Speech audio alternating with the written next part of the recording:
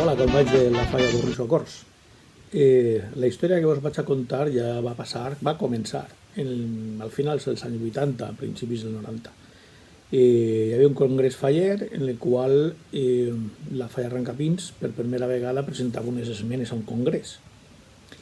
En concret presentaren dues esmenes, una que tractava sobre la desvinculació de la festa del fenomen religiós com a festa pagana, pensava que no hauria d'estar lligada al fenomen catòlic ni cristià.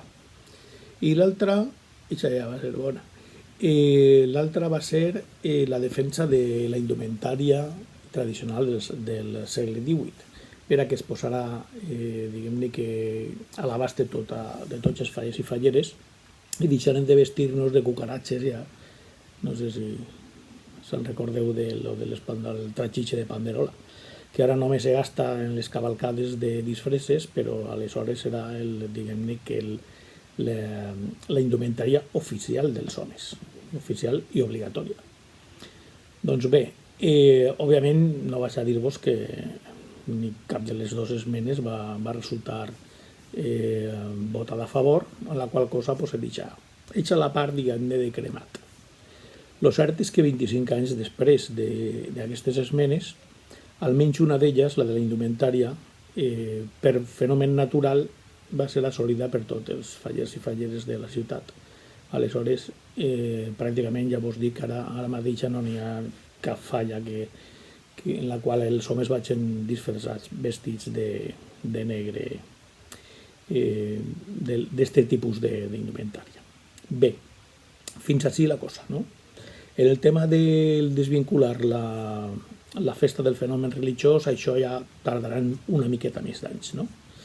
Doncs bé, he de dir que la Falla Arrancapins no té la culpa, falleretes, falleres joves, falleres majors i tot tipus de falleres, no tenim la culpa de la cosa, de la moda, dels canvis de moda, de la moda que n'hi ha ara, de fer un traje de Xina com si fos una campaneta una llàntia de tauleta de nit.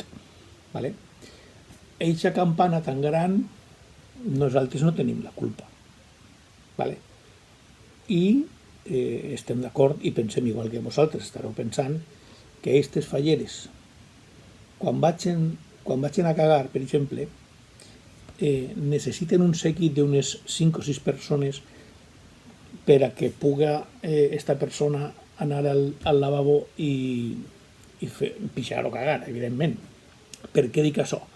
Perquè és impossible, perquè tu penses, no, això se puja cap amunt, però la que puja cap amunt, si és la fallera, després no pot manipular per fora d'això, necessita 2 o 3 persones que aguanten això cap amunt, la falla, la falda, puja cap a dalt i la tenen que aguantar ahí, correcte?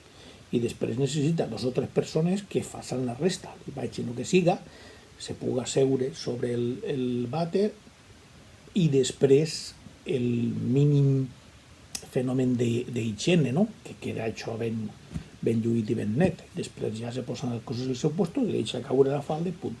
La Falla Arrancapins no té la culpa d'això, això és una moda. Primer estava la moda del tot xafat i ara és la moda de tot l'estovat. Probablement d'ací un temps ja la cosa no serà tan ampla, sinó que probablement ja vaig a comprimir-se i ja serà una cosa més normal i les pobres falleres i falleretes puguen anar a pixar normalment. Això és la història nostra. Per cert, ja vos diguem, probablement en 25 anys el de les falleres majors ja